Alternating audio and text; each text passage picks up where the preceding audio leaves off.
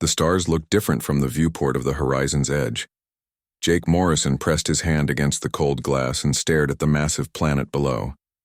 It was called Empress's Crown, and it was beautiful. Purple and blue clouds swirled across its surface, and 3 moons hung in the sky like silver coins.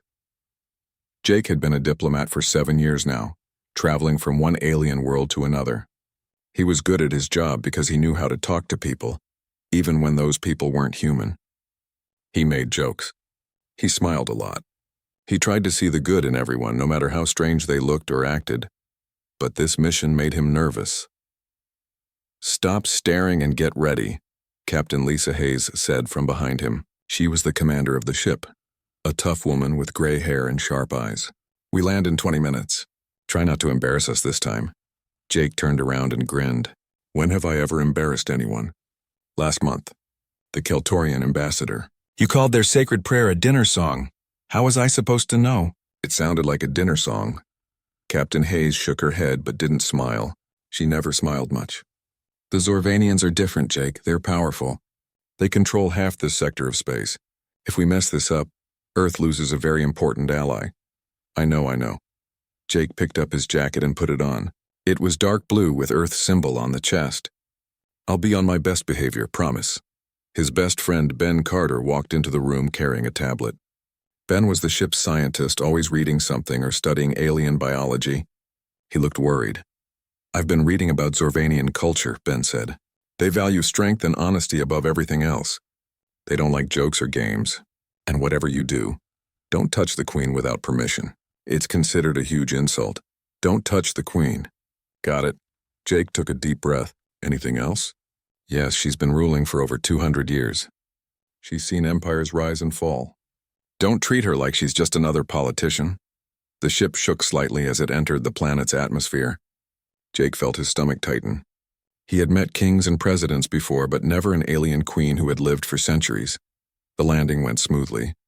When the doors opened, Jake stepped out onto foreign soil for the 100th time in his career. But this time felt different.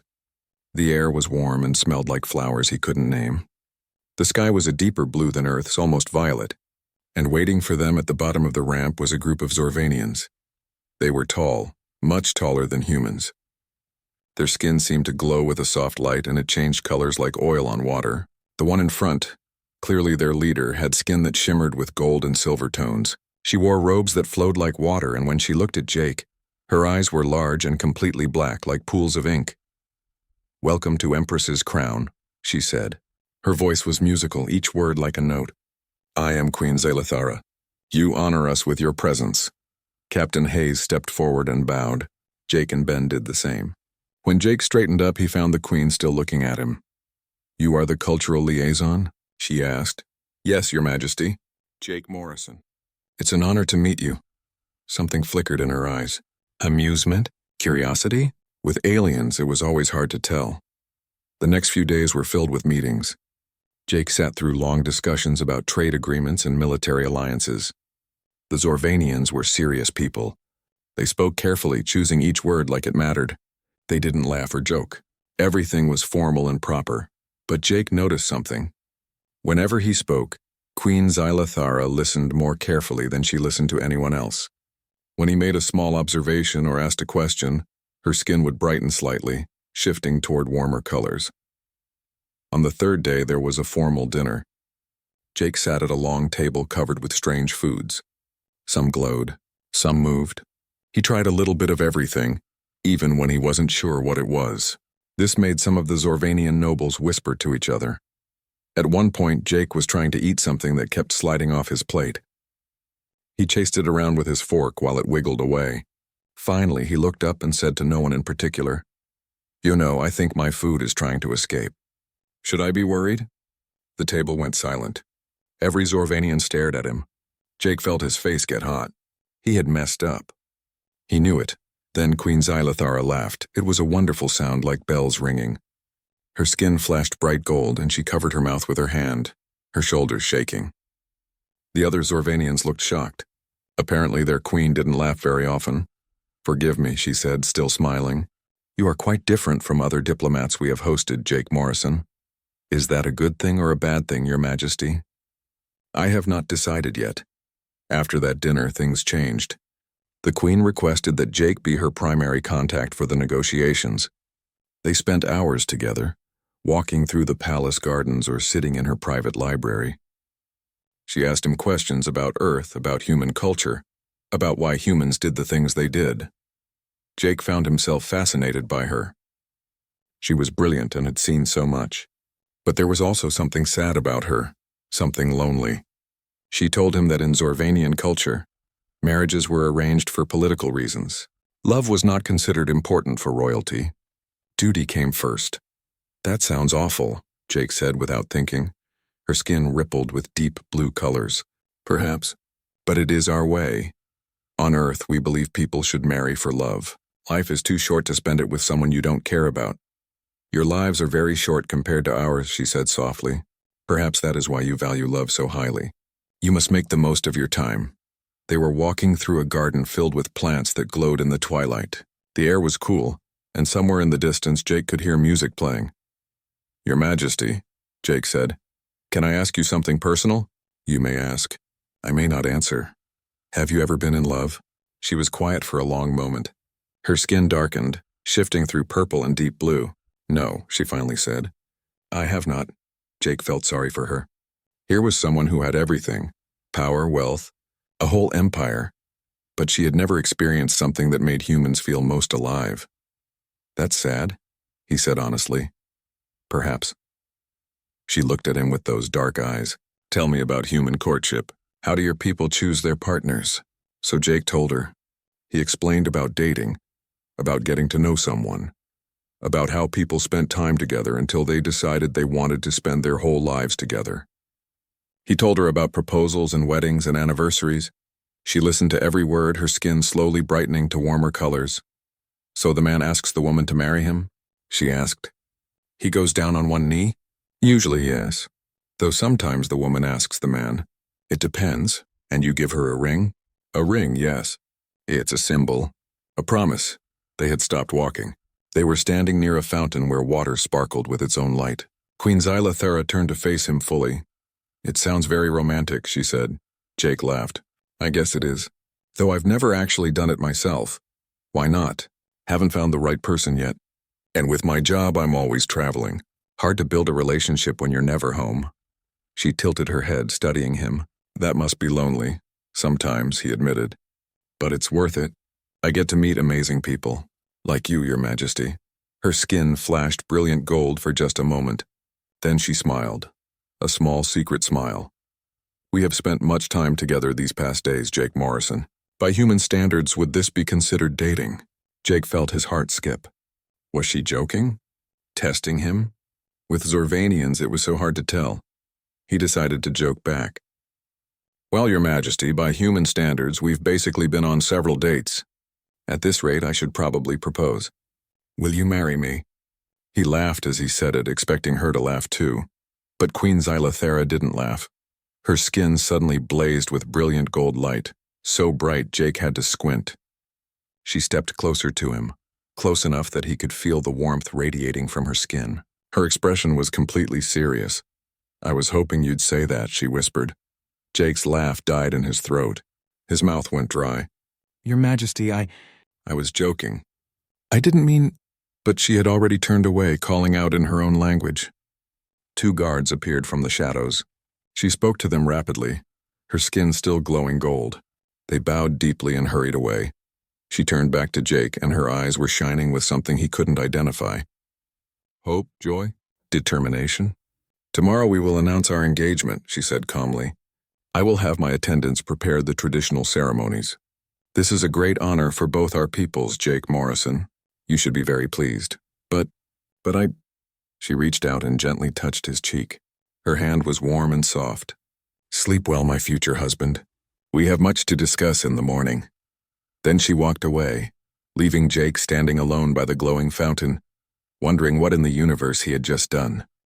Jake ran back to the ship. His heart was pounding so hard he thought it might burst out of his chest. He found Ben in the lab looking at alien plant samples under a microscope. Ben, Jake said, breathing hard. Ben, I need help. I really need help. Ben looked up from his work. What's wrong? You look like you've seen a ghost. Worse, much worse. Jake sat down heavily in a chair. I think I just accidentally got engaged to the Queen. For a moment, Ben just stared at him. Then he started laughing. He laughed so hard he had to hold onto the table to keep from falling over. It's not funny, Jake shouted. Oh, it's very funny, Ben said, wiping tears from his eyes. How does someone accidentally get engaged? So Jake told him everything. The garden, the conversation about marriage, the joke he made, the Queen's reaction. Ben stopped laughing halfway through. By the end, he looked worried. Oh no, Ben said quietly. Oh, Jake, no. What? What does that mean? Ben pulled up something on his tablet and started reading fast. His face got paler with every word. I was afraid of this. In Zorvanian culture, among the ruling class, verbal declarations of commitment are legally binding if witnesses are present. Witnesses? What witnesses? Were any guards nearby? Jake thought back. Yes, 2 of them. But they were in the shadows. I didn't think they could hear us. They heard you. Ben kept reading. This is bad, Jake. This is really, really bad. You made a formal proposal to the Queen in front of witnesses. In their culture, that's as good as signing a contract. Jake felt sick to his stomach, but it was a joke. She has to know it was a joke, does she? The next morning, Captain Hayes stormed into Jake's room before the sun was up. She looked furious. What did you do? She demanded. I can explain. The Zorvanian government just sent us an official message. They want to begin preparations for a royal wedding. Your wedding. To the Queen. Jake, please tell me this is some kind of misunderstanding. Jake explained everything again. With every word, Captain Hayes looked angrier. You proposed to an alien queen as a joke? I didn't think she'd take it seriously. She's been alive for over 200 years, Jake. She doesn't joke about things like this. None of them do. Captain Hayes sat down and put her head in her hands. Do you have any idea what this means? If you try to back out now, you'll insult the most powerful woman in this sector. She could declare war on Earth. She could refuse to trade with us. She could— I know. Jake felt terrible. I'll fix it. I'll talk to her. I'll explain that it was all a misunderstanding. Be very careful, Captain Hayes warned. Very, very careful. An hour later, Jake was escorted to the Queen's private chambers. His hands were shaking. He had no idea what to say. Queen Xylothara was waiting for him in a room filled with sunlight. She looked beautiful. Her skin was shimmering with warm golden tones, and she was wearing simpler robes than usual. When she saw him, she smiled. Good morning, Jake. Did you sleep well? Not really, Your Majesty. Jake took a deep breath. We need to talk, of course. I imagine you have many questions about the ceremony preparations. Actually, I need to talk about the proposal itself. Her skin flickered, shifting to cooler colors. I am listening. This was the hardest thing Jake had ever had to say. Your Majesty, yesterday in the garden when I asked you to marry me, I wasn't being serious. It was meant as a joke, a playful comment. I never intended to actually propose. The room was very quiet. The Queen's skin went through several color changes, gold to silver to blue to something darker. When she finally spoke, her voice was calm but careful. You were joking about marriage. Yes. I'm so sorry. I didn't mean to offend you or cause any confusion. In human culture, sometimes we make jokes about serious things. I should have been more careful. She walked to the window and looked out at her city. For a long time, she said nothing. Jake waited, barely breathing. I understand, she finally said. Thank you for your honesty. Jake felt relief flood through him. Thank you for understanding. I was worried that— However, she interrupted, turning to face him. I must tell you something. I knew it was a joke, Jake blinked. You knew. I understood your humor. I have spent enough time with you to recognize when you are being playful. Her skin shifted to a warmer color again, but I chose to take your words seriously anyway. But why? She moved closer to him. In Zorvanian culture, we have a saying. Truth hides in jest. We believe that when someone jokes about something, it reveals what they truly think about deep inside. You joked about marriage because some part of you felt comfortable enough with me to imagine such a thing. Jake didn't know what to say. I have been thinking about this for 2 days, the Queen continued, ever since our first conversation about human courtship. And I have a proposal for you. A proposal? You mentioned that humans date to get to know each other, yes? They spend time together to see if they are compatible. Yes, that's right. Then let us do that. But in the Zorvanian way. She held up one hand before Jake could protest. We have what we call the courtship trials. 4 tests that couples must pass before they can marry. These trials last for 1 lunar cycle, about 40 of your Earth days. If we complete them successfully, we proceed with the marriage.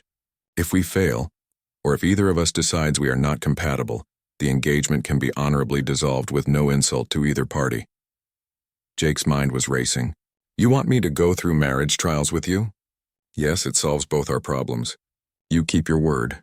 Technically, you did propose, and I did accept. Your people maintain their honor and their alliance with us, and we both get what humans call a trial period to see if this could actually work. But you're a queen. You could marry anyone in the galaxy. Why would you want to marry me? Her skin rippled with colors Jake had never seen before. Because in 3 days you have made me laugh more than I have laughed in 20 years. Because you see me as a person, not just a title. Because when you speak to me, you are honest and genuine. And because... She paused, and her voice became softer. I am lonely, Jake Morrison. I have been lonely for a very long time. And when I am with you, I do not feel quite so alone. Jake's heart ached at those words. He thought about refusing. He thought about running back to the ship and going home to Earth. But he also thought about Queen Xylothara standing in the garden, laughing at his joke about escaping food. He thought about the sadness in her voice when she said she had never been in love. If I say no, he asked, then you say no. I will tell my people the engagement was a cultural misunderstanding. Relations between our worlds will be strained, but they will survive. You will go home, and I will continue as I have for the last 200 years. And if I say yes, then we begin the trials tomorrow. We spend 40 days getting to know each other. We see if a human and a Zorvanian can truly build something together, and at the end, we both make an honest choice about our future. Jake thought about Captain Hayes and how she would react. He thought about Earth's government and the political implications. He thought about his own life and his own fears, but mostly, he thought about the Queen standing in front of him. Her skin showing colors that he was learning meant hope and nervousness and something else he couldn't quite name. Okay, he heard himself say. I'll do it. Her skin blazed brilliant gold. Truly? Truly, but I have conditions. Name them. We're honest with each other. Completely honest. No games, no politics, no pretending. If we're going to do this, we do it for real. Agreed, she said immediately. And if at the end, either of us isn't feeling it, we both walk away with no hard feelings. Agreed. And you have to teach me to understand what all your skin colors mean. Because I have no idea if you're happy or angry half the time. She laughed again, that beautiful bell-like sound. Agreed. Is there anything else? Yeah. Can I stop calling you Your Majesty all the time? It's exhausting. When we are alone, you may call me Xyla. Xyla, Jake repeated. It was a pretty name. Strange, but pretty. Okay then, Xyla, I guess we're doing this. I guess we're going through courtship trials. She stepped forward and took his hand. Her skin was warm, and holding her hand felt oddly natural. Thank you, Jake, for giving this a chance. For giving me a chance? Don't thank me yet, Jake said with a nervous laugh. I might be terrible at these trials. Somehow I doubt that. Later that day, Jake told Captain Hayes and Ben everything. Hayes was furious at first, but when Jake explained the alternative, she reluctantly agreed it was the best option. Ben was more supportive. Look at it this way, Ben said. How many humans can say they went through alien courtship trials with a queen? This is going to make an amazing story someday. If I survive it, Jake muttered. You'll survive, and who knows? Maybe you'll actually fall for her. Stranger things have happened. Jake didn't answer. He was thinking about Xyla's smile and the way her skin lit up when she was happy. He was thinking about how easy it was to talk to her despite all their differences. Maybe Ben was right. Maybe stranger things could happen. The first trial was announced the next day. It was called the Trial of Understanding. Jake and Xyla would spend every day together for a week. He would learn to read her emotional colors, and she would learn to read human facial expressions and body language. They would share meals, take walks, and have long conversations. The goal was to understand each other beyond words. Jake was nervous, but also excited. This was unlike anything he had ever done before. On the first morning of the trial, Xyla met him in the garden where everything had started. She was wearing simple clothes, and her skin was a soft gold color. Ready? She asked. As ready as I'll ever be, Jake said. She smiled and held out her hand. Then let us begin. Jake took her hand, and they walked together into the morning sunlight, neither of them quite sure where this strange journey would lead them, but both willing to find out. The first week of the trial of understanding passed faster than Jake expected. Every morning he met Zyla in a different part of the palace. She showed him her favorite places and told him stories about her long life. Jake told her about Earth, about growing up in a small town, about his family and his dreams. He learned that when her skin turned bright gold, she was happy. Silver meant she was thinking deeply. Blue meant she was sad or feeling emotional. Red was anger, but he only saw that color once when someone in her court said something insulting about humans. Purple meant she was worried or nervous. And sometimes when she looked at Jake, her skin would shimmer with a mix of gold and soft pink, and he didn't know what that meant yet. Zyla learned to read his expressions too. She noticed that he bit his lip when he was nervous and that his eyes crinkled when he smiled for real, versus when he was just being polite. She learned that he touched the back of his neck when he was embarrassed and that he couldn't sit still when he was excited about something. They passed the first trial easily. The Zorvanian Council approved, and preparations began for the second trial. What's the next one? Jake asked as they walked through the palace gardens on their last day of the first trial. The trial of sacrifice, Zyla said. Her skin flickered with purple tones.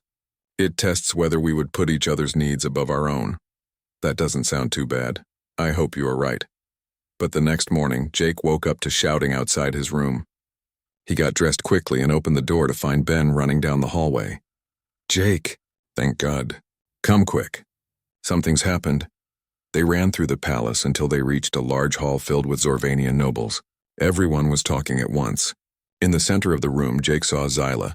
Her skin was burning bright red and she was arguing with an older Zorvanian male who wore elaborate robes. What's going on? Jake whispered to Ben. That's Counselor Thane. He's one of the most powerful nobles in the Empire. He's been against your engagement from the start. Ben looked worried. He just challenged the validity of the courtship trials. He says a human could never truly bond with a Zorvanian, and that the Queen is making a mistake that will weaken the Empire. Jake felt anger rise in his chest. He pushed through the crowd until he stood beside Zyla. She looked at him surprised. Jake, you should not be here. This is a council matter. If it's about us, then I should be here. Jake turned to face Counselor Thane. I understand you have concerns about the Queen and me. Thane looked down at Jake like he was an insect. This does not concern you, human. This is about protecting our empire from a foolish mistake. Careful, Zyla said, her voice dangerous. Her skin was still burning red. You speak of your queen. I speak for our people, Thane said. This human is weak. He is short-lived. He knows nothing of our ways. How can he stand beside you as an equal? How can he protect you or the Empire? He cannot even survive our climate for long without assistance. Other nobles murmured in agreement. Jake felt his face get hot, but he kept his voice calm. You're right, he said. I am weaker than Zorvanians. I will live a much shorter life. And I'm still learning about your culture. He looked around at all the watching faces. But strength isn't just about physical power. And protecting someone isn't just about fighting. Sometimes it's about understanding them, supporting them, being there when they need someone who sees them as a person, not just a queen. Pretty words, Thane said with a sneer. But words mean nothing. You could never truly sacrifice for her. You do not have the capacity. Then test me, Jake said. Isn't that what the trials are for? Thane smiled, and it was not a nice smile. Very well. Let us test you right now. Before anyone could stop him, Thane pulled out a weapon. It looked like a small rod, but when he activated it, it glowed with blue energy. He pointed it at Zyla. Everything happened very fast. Jake saw the weapon. He saw Thane's finger move. He didn't think. He just moved. He threw himself in front of Zyla just as the weapon fired. The energy blast hit him in the shoulder, and pain exploded through his body like nothing he had ever felt. He fell to the ground, gasping. Zyla screamed. Her skin flashed from red to blue so fast it looked like lightning. She caught Jake before he hit the floor completely, holding him in her arms. Her hands were shaking. You fool, she whispered. You beautiful, stupid fool. Jake tried to speak, but the pain was too much. His shoulder felt like it was on fire. Around them, chaos erupted. Zorvanian guards grabbed Thane and dragged him away. He was shouting about how it was just a test, how the weapon was set to low power, how he never meant to actually hurt anyone. But no one was listening to him. Zyla held Jake close. Her skin had turned deep blue, the color of profound emotion and fear. "Get the medical team," she ordered. "Now, I'm okay," Jake managed to say. His voice was weak. Is it bad?" "You were hit by an energy weapon," Zyla said. Tears were running down her face. Jake had never seen her cry before. "You could have been killed. But you're okay. That's what matters, you idiot." "Why did you do that?" "Because—" Jake winced as another wave of pain hit him. "Because I wasn't going to let anyone hurt you. Not while I could do something about it." Medical personnel arrived and lifted Jake onto a floating stretcher. Zyla held his hand the entire time as they rushed him to the medical wing. She refused to let go, even when the doctors told her she was in the way. The doctors worked on Jake for hours.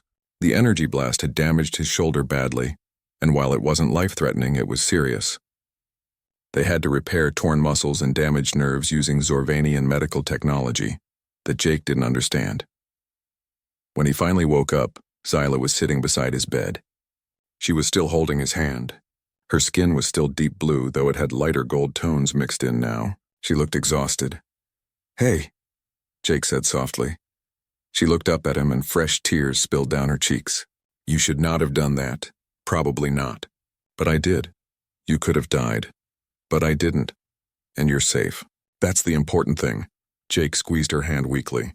"Did we pass the trial?" Zyla laughed, but it came out as half a sob. "You are unbelievable.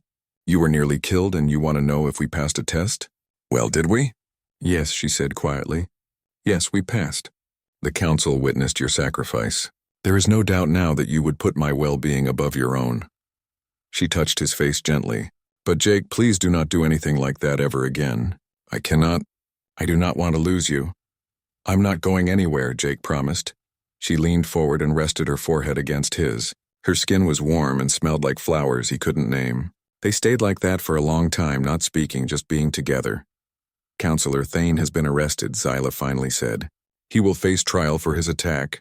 Others have come forward saying he was planning to disrupt the trials. He wanted to prove that humans were unworthy of joining with Zorvanians. He was wrong," Jake said. "Yes, he was very wrong." Zyla pulled back to look at Jake.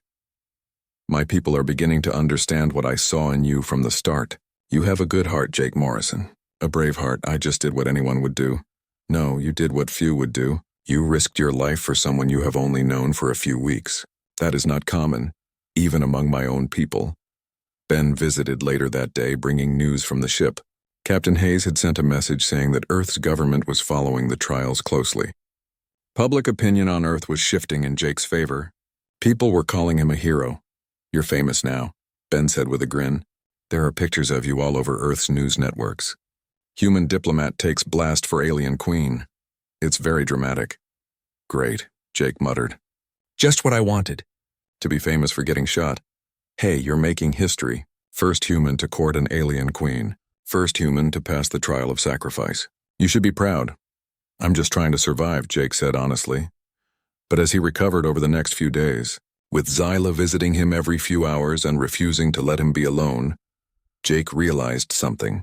He wasn't just doing this for diplomacy anymore. He wasn't just trying to avoid an interstellar incident. He was doing it because he cared about Zyla.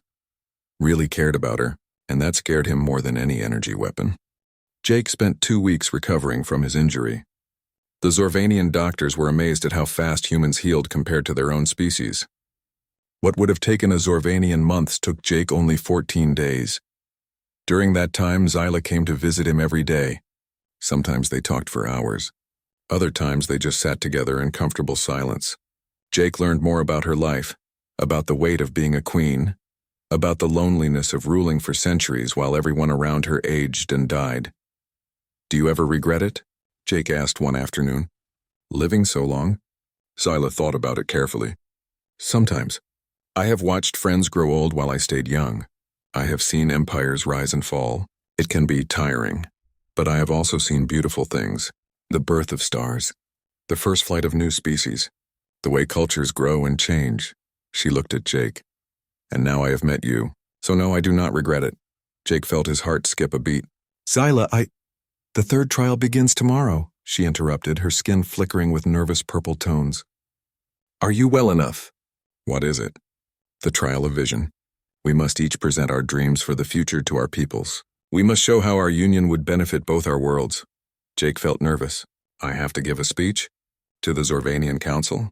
Yes, and I must give one to your people on Earth through hologram transmission. That's terrifying. Zyla smiled. I'm also frightened. But we will do it together. The next day, Jake stood in front of the full Zorvanian High Council. There were hundreds of them, all tall and imposing, their skin colors shifting as they watched him. He felt very small and very human. Captain Hayes and Ben were there too, representing Earth. They gave Jake encouraging nods, but he could see they were nervous for him. Jake took a deep breath and began to speak. Honored members of the council, I know I am not what you expected. I am human. I am weak compared to you. I will live a tiny fraction of the time you will live. And a month ago I knew almost nothing about your culture or your empire. The council members murmured to each other. Jake continued. But I want to tell you what I have learned in the time I have been here. I have learned that Zorvanians value honor, strength, and loyalty. You have built an empire that has lasted for thousands of years. You have brought peace and prosperity to hundreds of worlds. You are powerful and wise, he paused, looking around the room. But I have also learned that your empire, for all its greatness, has become comfortable. You have the same structures that existed 1,000 years ago. You follow the same traditions. You think the same way your ancestors thought. And while tradition is important, too much of it can make a civilization stop growing. Some council members looked offended.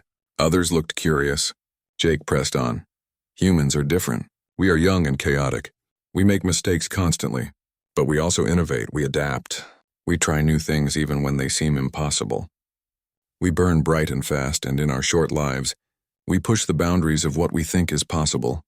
He thought of Zyla and how she had been willing to try something completely unprecedented. Your queen understands this. She sees that an alliance between our peoples is not about one side dominating the other. It is about combining the best of both worlds. Your strength and our creativity. Your wisdom and our innovation. Your stability and our energy. Jake looked directly at the council. I love your queen, he said simply. The words came out before he could stop them, but he realized they were true. I know that is strange to you.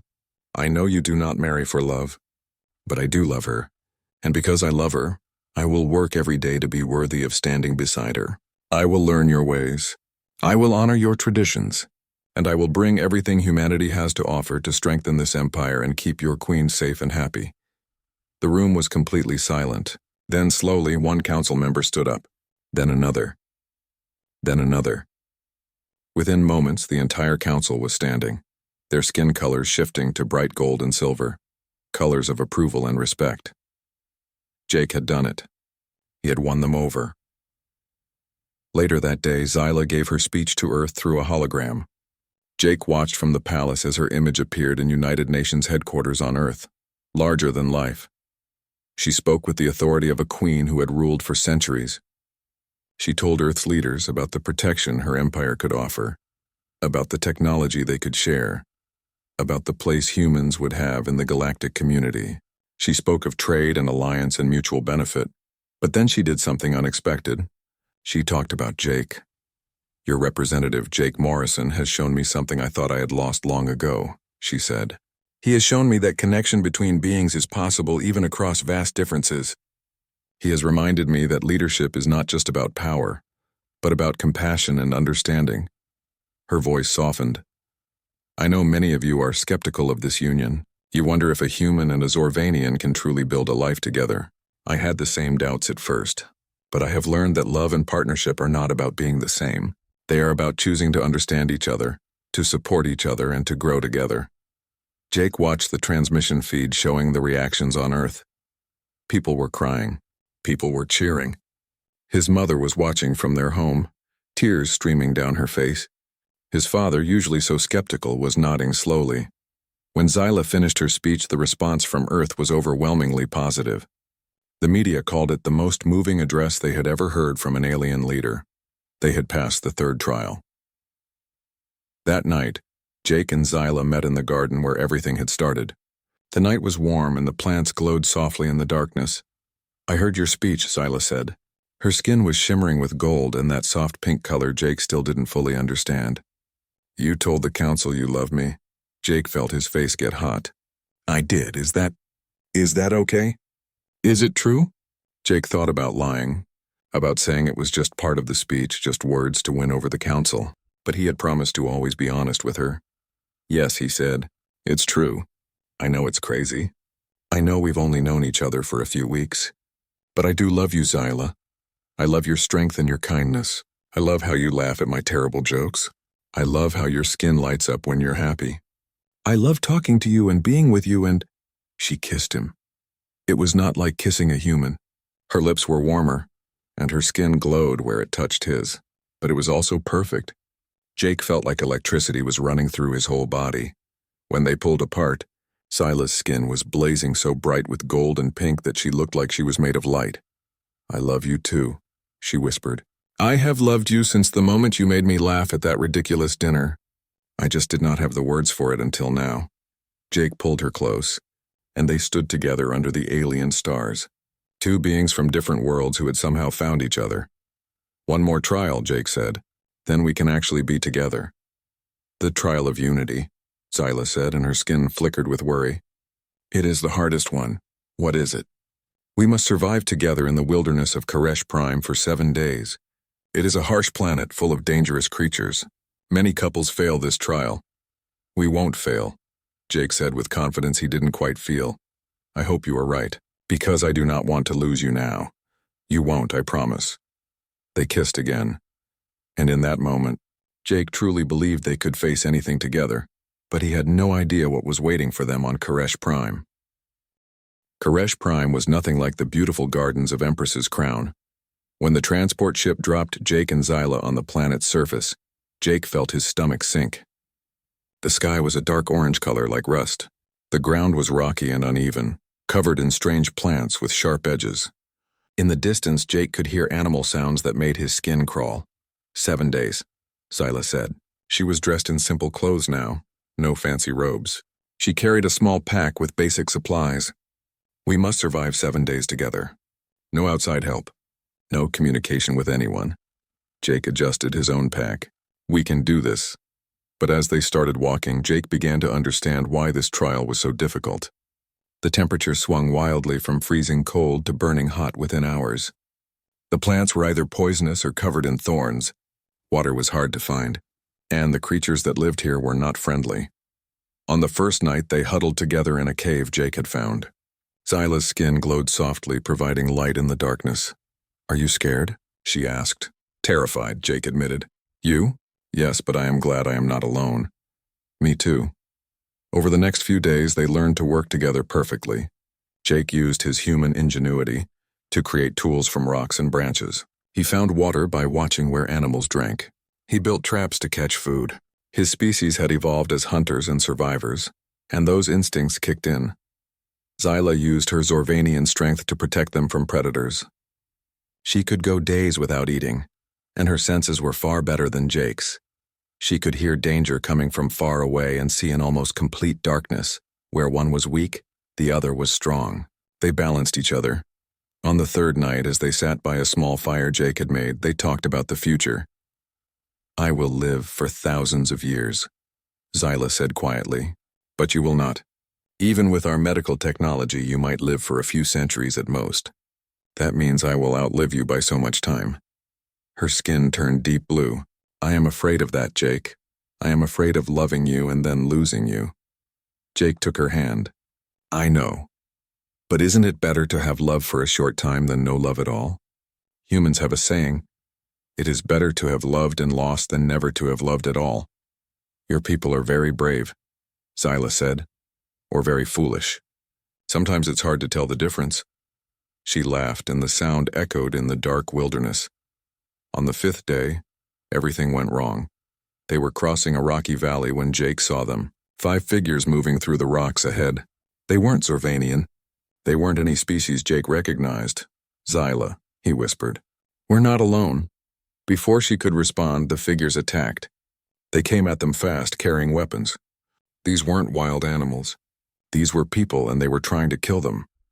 They're from the rival faction, Xyla shouted over the noise of weapons firing. The ones who attacked the council. They must have followed us here. Jake grabbed a large rock and threw it at the nearest attacker. It hit the creature in the head and it stumbled. But there were too many of them. One of the attackers shot a strange device at Xyla. When it hit her, she screamed and fell to the ground. Her skin flickered wildly between colors and she couldn't move. Xyla. Jake ran to her side. What did they do to you? Sonic weapon, she gasped. Disrupts Zorvanian neural systems. I cannot move. The attackers closed in, weapons raised. Jake looked around desperately. There were 5 of them and only him.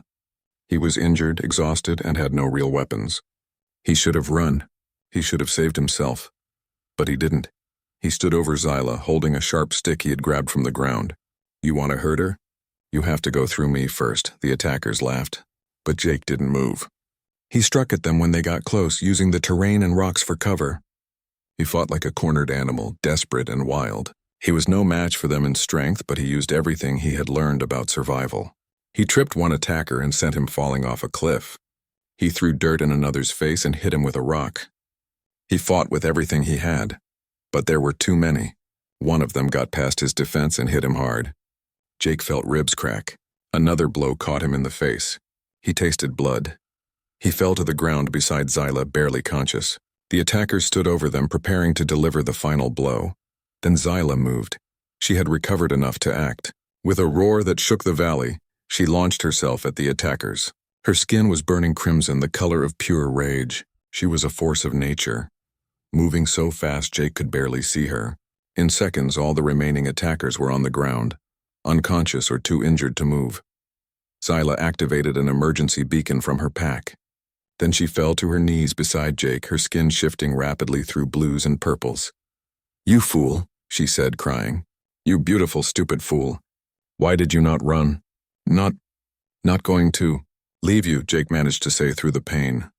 A rescue ship arrived within an hour. They transported Jake and Xyla back to Empress's crown.